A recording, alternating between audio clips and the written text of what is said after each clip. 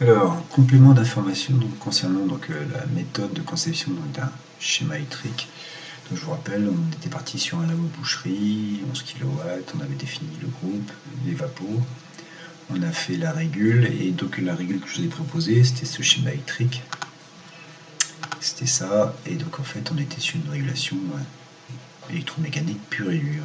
Donc en réalité aujourd'hui, compte tenu du matériel installé, on est sur une régulation plus électronique. Et donc quand on reprend le groupe de condensation, voilà, eh bien on a donc cette bête aujourd'hui, et quand on vient chercher la doc de cette bestiole, eh bien on arrive sur ici donc une des pages, c'est ce schéma. Alors je reviens, rotation anti-horaire, et je remonte, voilà, et donc ici ils vous disent donc voilà qu'il y a des composants qui sont déjà préinstallés, et en particulier donc votre ventilateur de condenseur est déjà pré-câblé.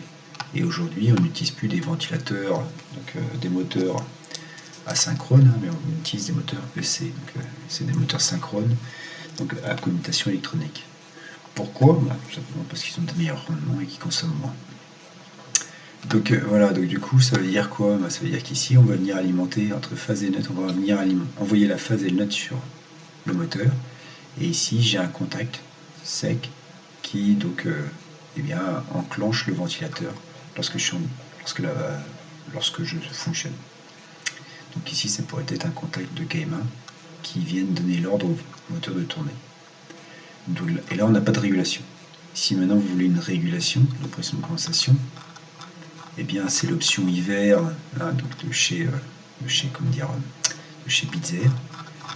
Et je viens ici. Qu'est-ce qu'ils vous disent? Ils vous disent que ici, eh bien, vous allez raccorder votre moteur, et puis vous avez votre sonde de pression qui va envoyer ici un signal à 0,10 volts.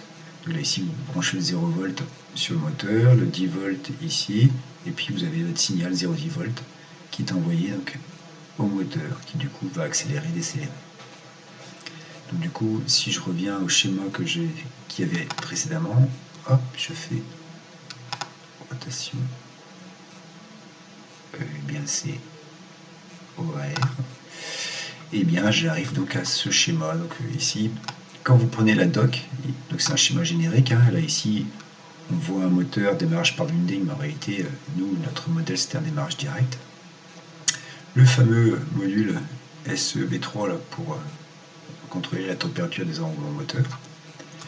Et puis ici donc notre moteur, alors là ici il n'y en a qu'un seul, mais on voit bien que ici on vient le brancher, et ici en fonction d'un signal donné par K12, et K12 est piloté par qui? Par Q02. Et Q02 c'est qui? C'est votre contacteur.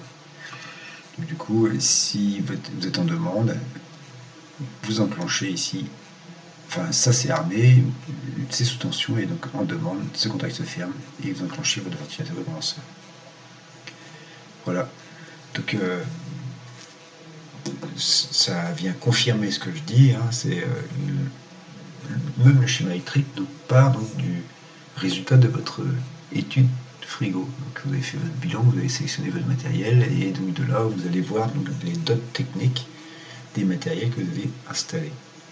Et donc à partir de là, vous récupérez les informations pour faire votre schéma. Voilà, bonne fin de journée.